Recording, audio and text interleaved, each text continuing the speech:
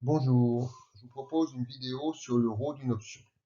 Nous allons voir la formulation et l'utilisation du rho. Nous allons suivre le plan suivant.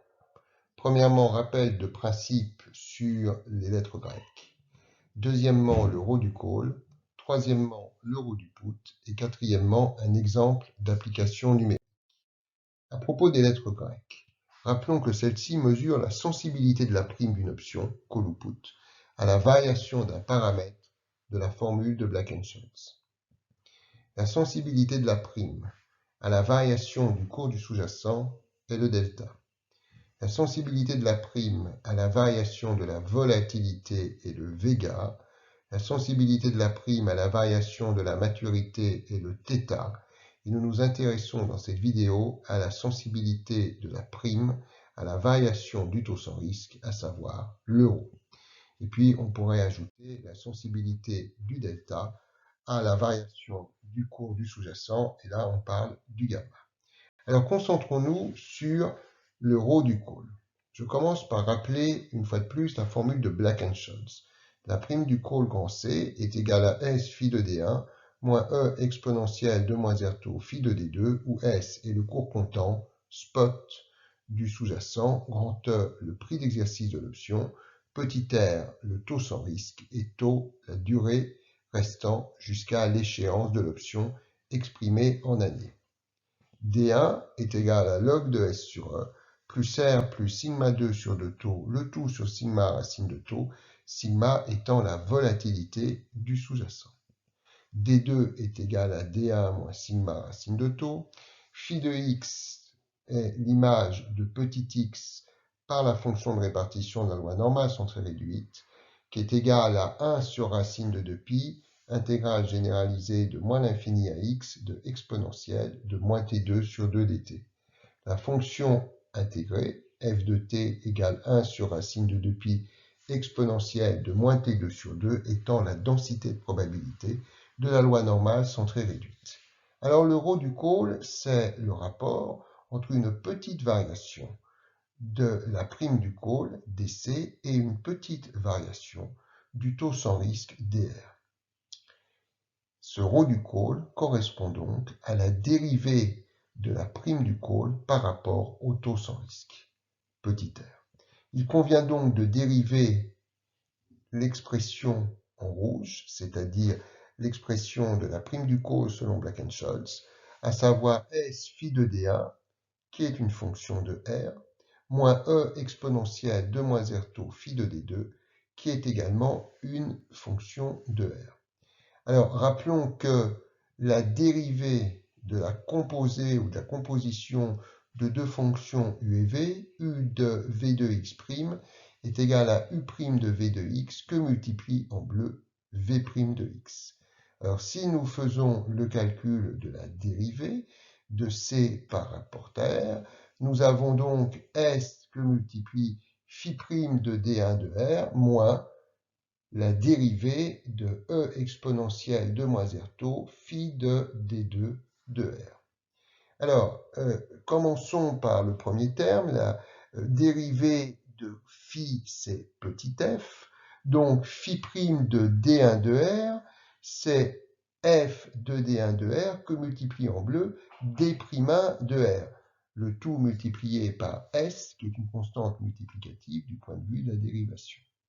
Alors, pour ce qui est du deuxième terme, on peut sortir le grand E prix d'exercice de l'accolade. Donc nous devons dériver le produit exponentiel de moins R taux fois phi de D2 de R. Donc nous avons la dérivée d'un produit, la dérivée d'une expression du type U fois V, qui est égale, nous le savons, à U'V plus UV'. Donc on commence par dérivée exponentielle de moins R taux par rapport à R, ce qui nous donne moins taux exponentiel de moins R taux, le tout fois phi de D2, ça nous fait le U'V, plus ensuite UV', c'est-à-dire plus exponentielle de moins R taux que multiplie phi' de D2 de R. Alors continuons. Au départ, aucun changement, ES, F de D1 de R, D'1 de R. Ensuite, nous allons distribuer le moins E. Donc, moins E fois moins taux, ça fait plus E fois taux. le tout fois exponentielle de moins r taux fois phi de d de r.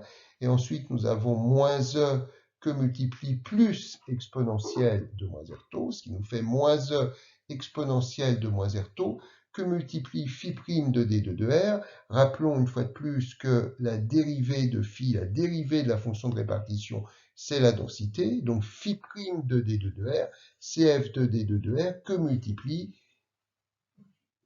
d'2 de r, le terme en bleu. Alors, si nous voulons poursuivre la démonstration, on part du principe selon lequel d2 de r est égal à d1 de r moins sigma racine de taux. Donc, si je dérive par rapport à r, eh bien, d' de r sera égal à d'1 de r, puisque la dérivée par rapport à r de sigma racine de taux est bien évidemment égale à 0. Par conséquent, on peut écrire que C' de R est égal à S f de D1 D'1, c'est plus la peine de dire de R puisque les calculs de dérivée ont été faits, plus E taux exponentielle de moins R taux phi de D2, moins E exponentielle de moins R taux, f de D2 que multiplie à la place de D'2, j'écris D'1, puisqu'on vient de voir juste au-dessus que D' de R était égal à D'1 de R. Alors, je réécris en haut de la slide le résultat qu'on vient d'obtenir pour le haut du col, c'est-à-dire pour C' de R, à savoir SF de D1 D'1 plus E taux exponentielle de moins R taux phi de D2 moins E exponentielle de moins R taux F de D2 fois D'. Et nous savons que F de D2 est égal à F de D1 S sur E exponentielle de R taux, la démonstration de ce résultat intermédiaire figurant dans la vidéo sur le delta dont je vous ai mis le lien dans la description. Par conséquent, si je reprends l'expression qui est en haut de la slide et que je remplace f de d2 par l'expression qui est en rouge, on se retrouve avec le rho du col qui est égal à s f de d1 d'1 plus e taux exponentielle de moins r taux phi de d2 moins e exponentielle de moins r taux, donc je remplace f de d2 par f de d1 s sur e exponentielle de r taux fois d'1. Et nous constatons qu'un certain nombre de termes se simplifient. Grand E divisé par grand E se simplifie. Exponentielle de moins R taux fois exponentielle de plus R taux se simplifie. Donc, si on écrit seulement les termes qui ne se simplifient pas, on se retrouve avec le rho du col qui est égal à S f de D1 D', plus E taux exponentielle de moins R taux phi de D2 moins S f de D1 D'. Et on constate que S f de D1 D', qui est le premier terme de l'expression, moins S f de D1 D', qui est le dernier, se simplifie. Et finalement, le rho du col est égal à E taux exponentielle de moins R taux phi de D2. Alors nous allons maintenant passer au rho du put. Alors le rho du put, c'est le rapport entre une petite variation de la prime du put et une petite variation du taux sans risque, c'est-à-dire qu'il s'agit de la dérivée de la prime du put par rapport au taux sans risque.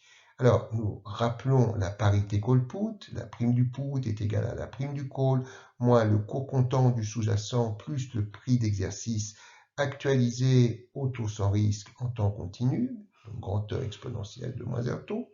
Si je veux le rho du put, il me suffit de dériver la prime du put par rapport au taux sans risque, c'est-à-dire de dériver chacun des termes de la formule de la parité call-put par rapport au taux sans risque. Donc on se retrouve avec dC sur dr moins ds sur dr plus dE exponentielle de moins R taux sur dr. Alors, bien évidemment, dC sur dr en rouge, c'est le rho du col. Ensuite, ds sur dr, la dérivée du cours du sous-jacent par rapport au taux sans risque, c'est 0. Et la dérivée de grand E exponentielle de moins R taux par rapport à petit r, c'est moins E taux exponentielle de moins R taux. Alors on pourrait en rester à cette expression. On peut aussi remplacer le rho du col par l'expression que l'on a obtenue dans la slide précédente, c'est-à-dire E taux exponentielle de moins R taux phi de D2 en rouge. Et on écrit ensuite moins E taux exponentielle de moins R taux. Alors, on peut factoriser par moins E taux exponentielle de moins R taux, ce qui doit donc être multiplié par 1 pour retrouver le terme en vert, moins pour retrouver le terme rouge, phi de D2. Et nous savons que 1 moins phi de D2, c'est phi de moins D2, donc le rho du put est égal à moins E tau exponentielle de moins R tau, phi de moins D2. Passons à une application. Alors passons à l'application numérique. Nous avons le cours du sous-jacent qui est égal à 120 €. Le prix d'exercice est égal à 100 €. La durée restant jusqu'à l'échéance est égale à 0,25 années. La volatilité du sous-jacent est de 40%. Et le taux sans risque, petit r, égale 2%. Rappelons que D1 égale log de S sur E plus R plus sigma 2 sur 2 taux, le tout sur sigma racine de taux. Donc D1 est égal à log de 120 divisé par 100, plus 0,02 fois 0,4, 40%, au carré divisé par 2, fois 0,25, le tout divisé par 0,4 racine de 0,25. Et ça nous donne un 0,4. Rappelons que D2 égale D1 moins sigma racine de taux. Donc que D2 est égal à 1,04 moins sigma 0,4, 40%, fois racine de taux 0,25, ce qui nous donne 0,84. Donc phi de D1, phi de 1,04 est égal à 0,85, soit d'après la table de la fonction de répartition de la loi normale sont très réduites, soit en demandant à Excel de nous fournir l'image de 1,04 par la fonction de répartition de la loi normale sont très réduites. Phi de D2, phi de 0,84 égale 0,80. Ainsi, la prime du col grand C, qui est égale à S phi de D1 moins E exponentielle de moins R2 phi de D2, est égale à 120 fois phi de D1 0,85 moins 100 exponentielle de moins 0,02 fois 0,25 que multiplie phi de D2, c'est-à-dire que multiplie 0,80, ça nous donne 22,54. Donc ça, c'est la prime du call lorsque le taux sans risque est égal à 2%. Maintenant, on va recalculer la prime du call dans l'hypothèse où le taux sans risque est porté à 3%. Ça veut dire que dans la formule de D1, pour commencer, on remplace le petit r par 0,03. Tous les autres paramètres étant inchangés. Donc D1 égale log de 120 divisé par 100, plus, donc dans la parenthèse, 0,03 plus 0,4 au carré sur 2 fois pour la parenthèse 0,25, le tout divisé par 0,4 racine de 0,25, ce qui nous donne 1,05. D2 qui est égal, rappelons-le, à D1 moins sigma racine de taux, est donc égal à 1,05 moins 0,4 racine de 0,25, ce qui nous fait 0,85. Phi de D1, c'est-à-dire phi de 1,05 égale 0,85. Phi de 0,85 est égal à 0,80.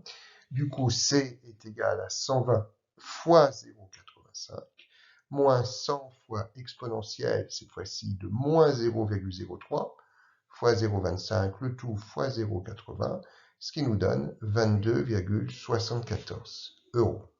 Donc, la prime du call, elle était, rappelons-le, de 22,54 avec un taux sans risque de 2%. Elle est portée à 22,74 avec un taux sans risque de 3%. Donc, la prime du call a augmenté de la différence entre la nouvelle prime, 22,74, et l'ancienne, 22,54, ce qui fait une augmentation de la prime du call de 0,20 €.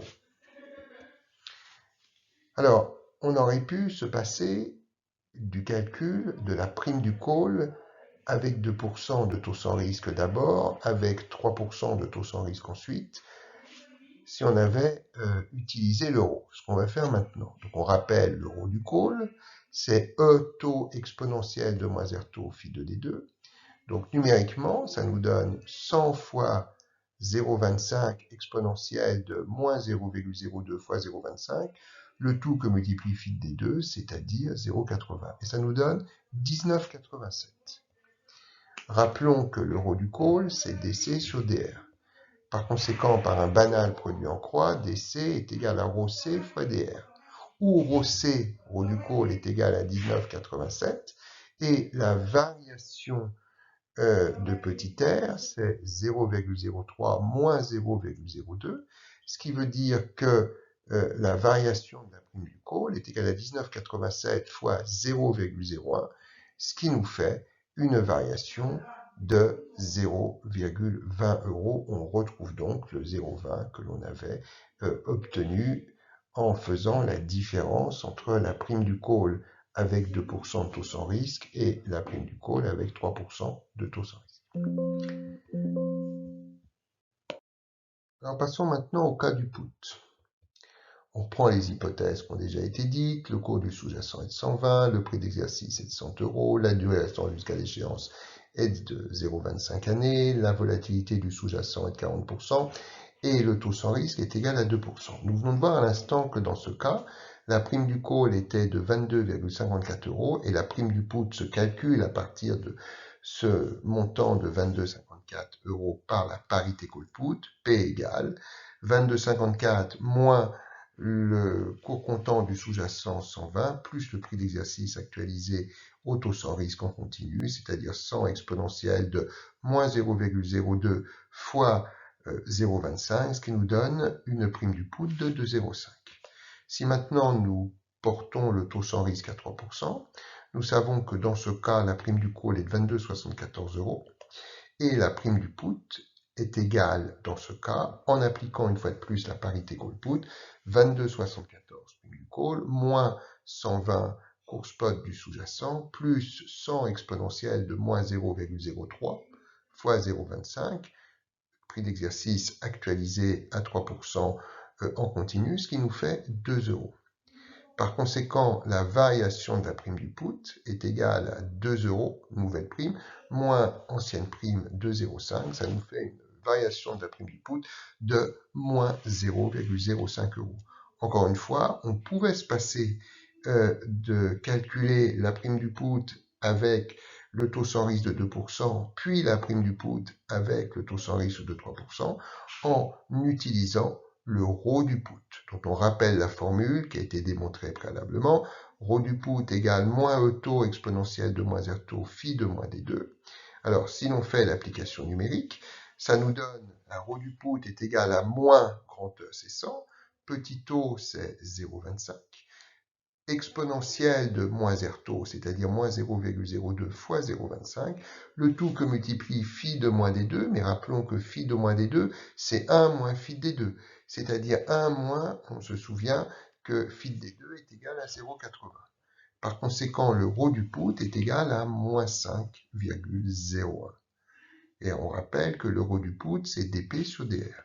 Et donc, encore une fois, un banal produit en croix nous permet d'écrire que dP est égal à ρP fois dr. ρP, on sait que c'est en rouge moins 5,01 et dr, c'est la variation du taux sans risque, c'est-à-dire 0,03, nouveau taux sans risque, moins ancien taux sans risque, 0,02.